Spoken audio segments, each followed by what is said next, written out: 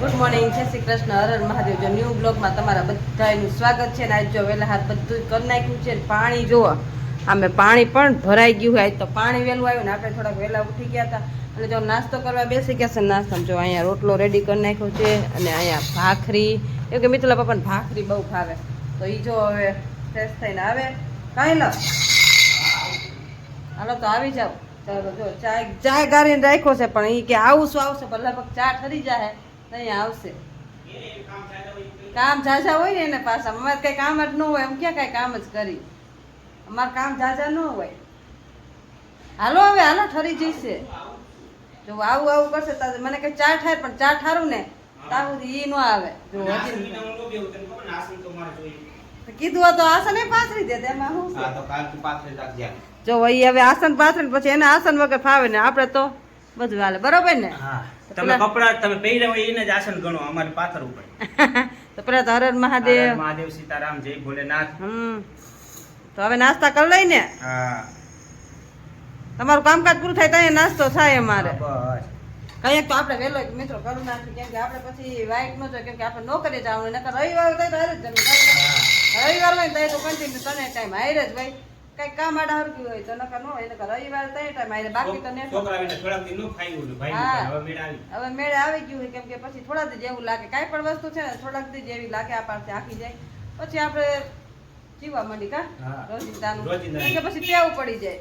હારું હાલો નાસ્તો કરી લઈ, બરોબર ને?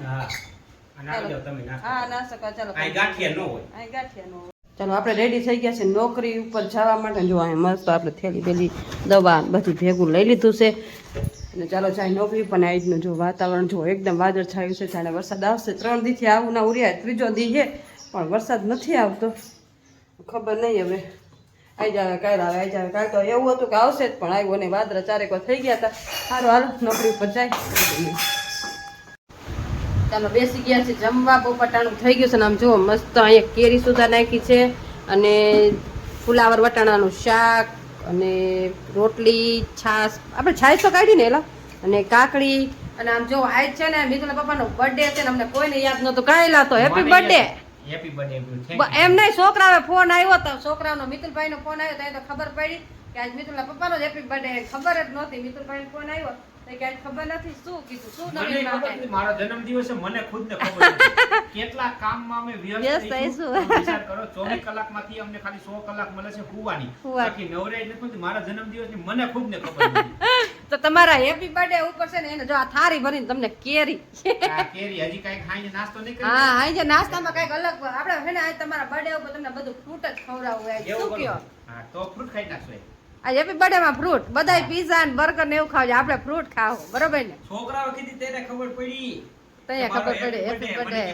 કોઈ ભૂલી ગઈ હેપી બર્થડે તો કાઈ કાઈ કામ અટકતા હવા મત. મિતુલ કે પપ્પા હેપી બર્થડે, મેં કીધું કોનો છે? તો કે તમારો. અરે તારી ભલી થઈ કીધું. અમે કેટલા વ્યસ્ત થઈશું તમે વિચાર કરો. કામમાં એમ જ ભૂલાઈ જાય. મારો બર્થડે મને યાદ નતો, યાદ હતો આજેથી યાદ હોય, બીજેથી યાદ હોય, પણ ટાણું આવે ને તાર ભૂલાઈ જાય. ક્યાં ભૂલાઈ જાય? હારું હાલો હવે બપોરા કરી લઈ, બરોબર ને? હા ચાલો કન્ટિન્યુ. ચાલો આરામ કરી લીધો નથી, સપ્તાહ થોડી બાકી થોડી ખાંભરી લીધી ને. મિતુલના પપ્પાને ફોન આવી ગયો છે વિડીયો શૂટિંગ કરવા જવાનો. તો જો એને વાંખા લઈ લીધા છે. કાંઈ લાવ, હા આજે બર્થડે હે તો બર્થડે માં વિડીયો ઉતારવા જવાનો. આજ બર્થડે બોય હું. એવું હે?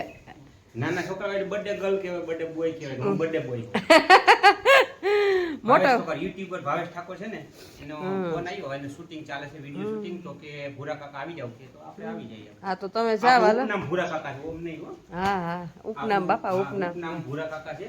તો કે ભૂરા કાકા આવી જાવ શૂટિંગ માં આવવાનું છે. મેં કીધું ચાલો આવી જજો, આ બધી તૈયારી કરી નાખી, કપડા બધી તૈયારી લઈ લીધું ને. હાલો તમે જાતા આવો તો હું સપ્તાહ બપ્તા પૂરી કરી નાખું. હાલો તો ચાવી આપી દે એટલે એ શૂટ કરવા જાય. અને આપણે તો આ શૂટિંગ નો વારો નથી, આપણે તો કાલ શૂટ કરી નાખી. લઈ લાવ હારું કામ ઘોડીમાં ચડાવી. હા અને એકલા ખાઈ એકાદી ઉતાર કરજી. ના ના તો મારો સપ્તાહ હા પછી કર. સપ્તાહ તો પૂરી થઈ ગઈ છે હમણાં. મને એ ભાવતું નથી એકલા. થઈ જાય શૂટિંગ ચાલુ કર, હાલ બેહી જવાનું. હાલો કેમ બોલાવ બેન ઉતારે? હા મને ફાવશે તો કરીશ, નકર કઈ કરતી નહીં. તમે જાતા આવો હાલો. હાલો હા ચાલો કેવું હોય શૂટિંગ છે એનું વિડિયો જોઈ. હા હા તમે જોઈ. ચાલો ઈ જાય શૂટિંગમાં ને આપણે થોડી સપ્તાહ પૂરી કરી લઈ અને પછી કન્ટિન્યુ કરીએ. ચાલો આપણે જવાનું છે સાડીના ફોલ છેડા કરવા. મિતુલા પપ્પા તો શૂટિંગ ઉતારવા ગયા છે અને જો આની આપણે અસ્તર ને એવું બધું લેવાનું છે તો આને આપણે છે ને સીવડાવશું નહીં. અને આપણે છે ને આમાં સાડીને બધું લઈ લીધું છે સીવડાવવા. આ માપ નાખ્યું છે અને આમાં જો મસ્ત 2 સાડી છે.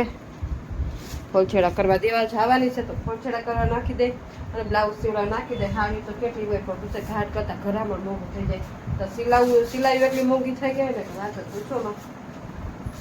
સિલાઈ દઈ ને પછી અહીં તો તોય સસ્તી છે ગામડામાં. સિટીમાં તો 200 300 રૂપિયા લે જેવું બ્લાઉઝ જેવા પૈસા. અને આપણે જો હવે નાહીએ જઈશું સીવડાવવા નાખવા. ચાલો આપણે આવી ગયા છીએ બ્લાઉઝ સીવડાવવા નાખીને આવતા રહ્યા. અને આમ જો ઝાડવાની દુર્દશા કંઈક આવી થઈ ગઈ છે તો આ ઝાડવાને છે ને છોડને હરખું કરવું પડશે. ખબર નહીં શું થઈ ગયું છે આમાં.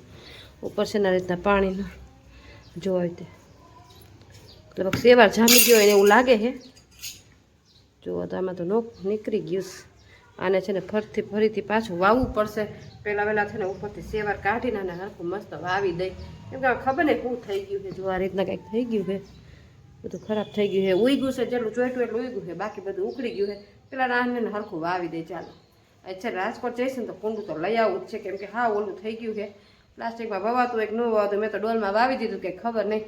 ચાલો પેલા છે ને આને સાફ કરી નાખીએ હરખું. ચાલો પછી બતાવીએ તમને. ચાલો આપણે મસ્ત જો એમાં આટલો બધું જો કચરો નીકળ્યો આટલું બધું આપણે સેવાર જામી ગયો હતો એટલે કદાચ એ આમ મોટું થવામાં કદાચ ચોંટી ગયું હશે. આમ જો મસ્ત આપણે હરખું કરી નાખ્યું અને પછી ચોંટાડી દીધું છે. પાછું ઉપરથી કાઢીને અને પાછું વાવી દીધું છે અને પાછું પાણી એ પાઈ દીધું. ચાલો હવે આને છે ને જો અહીંયા ઉપર હતું અહીંયા ઉપર મૂકી દઈ કે અહીંયા ઉપર વાવ્યું હતું.